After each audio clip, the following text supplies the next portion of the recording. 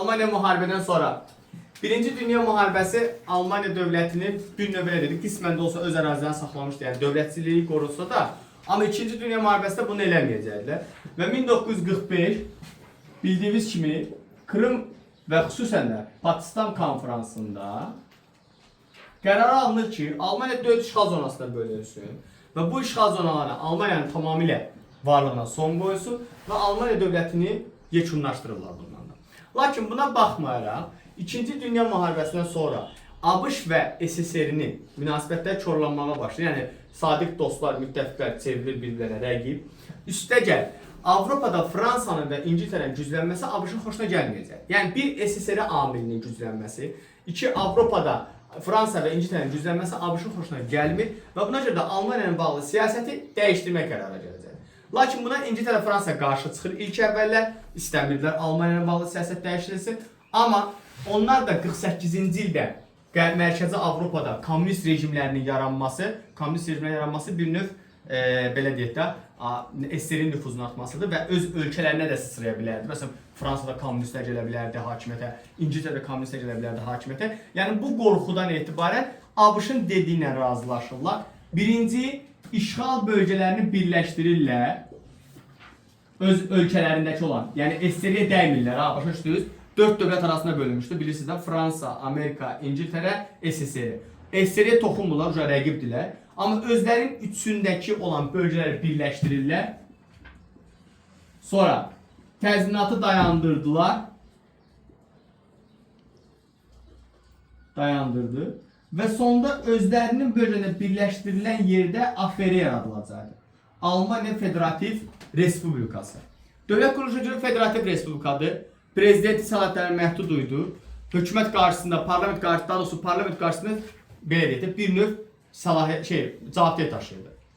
SSR görür ki, qərbdə bu proseslər baş verir. Özündə narazılıq yaranmasın deyə, yəni Alman xalqı birdən tələb edir ki, bəs bu tərəf dövlət yaradır, biz nə yaratırıq?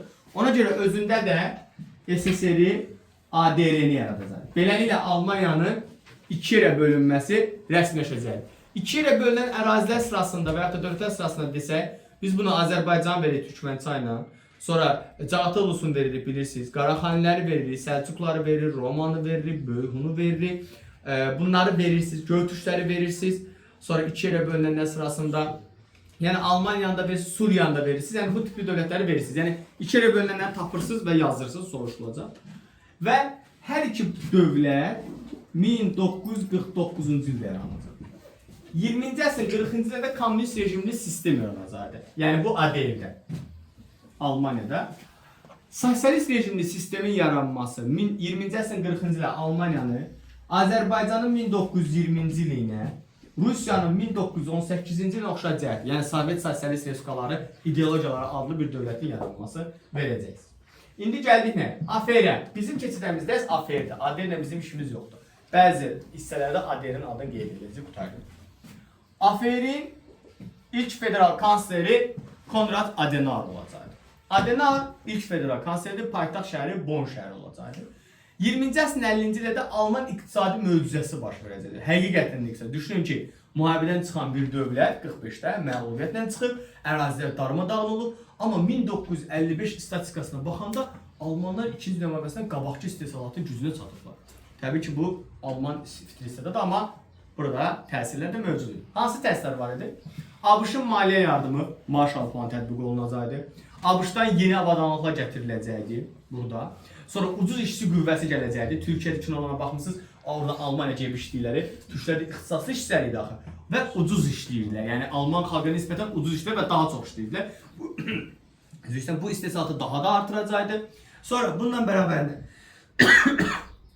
hərbi xərclərin az olması və orduya xərclənməməsi gəlirləri daha da artıracaq. Üstünə istehsal elədiyi məhsulları Avropada və başqa ölkələrə istehsal elədiyi üçün, satdığı üçün gəlirləri də artacaqdır. Bu Almaniyanın daxili, Adenauer'ın daxili siyasəti olacaq. Yəni Konrad Adenauer'ın daxili siyasəti. Adenauer Xristian İttifaq Demokratik Partiyasının nümayəndəsi idi, yadınızda saxlayın. Yəni Almaniyada çox güclü nüfuza sahib olan bir partiyadır. Sonra Adenauer'ın xarici siyasətinə. Standart Amerika milli siyasət yeridir. 20-ci əsr Fransası İngiltərəyə oxşar cəhətdir. NATO üzv olacaqdı 50-ci illərdə. 1957-də AİB yaradacaqdı Fransanın bir yerdə. NATO üzv olma Fransa və İngiltərənin 40-cı illərinə oxşar cəhətdə bu oxşarlarda qeyd edəcəksiniz. Sonra və Avropada bir növ belə deyək də Avropa İqtisadi Birliyi yaratmasıyla tarixi düşməni qonşusu olan Fransa ilə də barışacaq. Amma və lakin Adenauer'ın hakimiyyəti sonlarına yaxın 60-cı illərdə iqtisadi gerilik, baxın o bilməm var yoxdur, amma yenə də olmasa belə yazırsınız.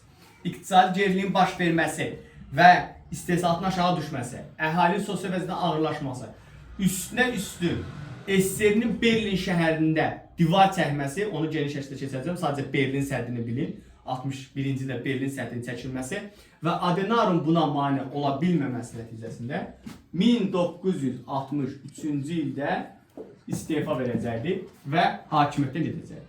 Yerinə Willy Brandt gələcəkdi. Willy Brandt'ın dövründə iqtisadi inkişaf təmin olunacaqdı. İqtisadi dövlət nəzarət etmə mexanizmasını artıracaqdı. Xarici siyasətdə yeni şərq siyasətini qəbul ediləcəkdi. Yeni şərq siyasəti nədir uşaqlar? 1969-cu ildə qəbul olunmuşdu. Yeni şərq siyasətində 3 məsələ var idi. Birinci məsələ Avropadan sonra Şərqi Avropa ölkələri ilə münasibətləri nizamlamaq, Almanya. İkinci məsələ parçalanmış ADR ilə münasibətləri nizamlamaq idi. Yəni onlarla işlə və diplomatik əlaqə saxladı. Məsələn, Adenauer'ın dövründə ADR ilə diplomatik əlaqə saxlanmırdı. Amma Willy Brandt'ın dövründə Adenauer'ın diplomatik əlaqə saxlandı. Üçüncü məsələ Qərbi Berlin statusudur. Qərbi Berlin məsələsi orada, yəni statusu necə olacaq? Bunun üçün yəni nə kimi yollar lazımdır və bunlar. Və bunların hamısını, yəni həyata keçirmək üçün Willy Brandt SSR ilə danışıqlara gedəcəkdi. Hətta ADR ilə danışıqlar aparılaraq, diplomatik münasibət saxlayaraq ADR-in BMT-yə daxil olması şəraiti yaradacaqdı. Bu birinci. İkinci, gələcəkdə ADR ilə birləşmə bir növ belə deyək də prosesində addımlar atılacaq. Amma Willy Brandt'ın gizlincə SSR ilə danışıq aparması və SSR kəşfiyyatı ilə danışıqların mətbuatda yaxşı qarşılanmaması hesabına 70-ci ilin ortalarında Willy Brandt istefa verəcəkdi və qəbul edir. Çünki Sovetlər Almanlar üçün bir növ düşmən rolunu oynuyordu. Ona görə də qəbul eləmirlər onu.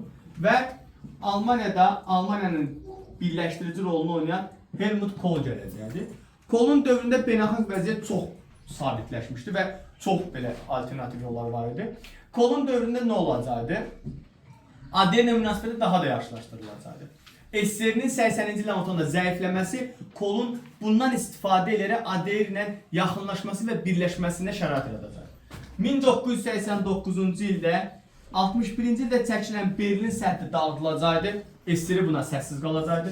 1990-cı ildə isə AFR ADR ilə birləşəcəkdi və vahid Almaniya yaradılacaqdı. Yəni vahid AFR yaradılacaqdı. Yenə deyim uşaqlar, burada ADR birləşir AFR-yə. İki dövlət birləşmir.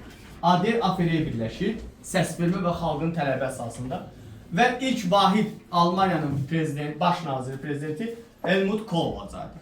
Helmut Kohlun dövründə vahid Almaniya yaradılacaqdı. Bu və vahid Almaniya yaradılması Almaniyanın 1871-ci il tarixindən oxşar cəhət sayılacaqdı. Bunda yazılsın.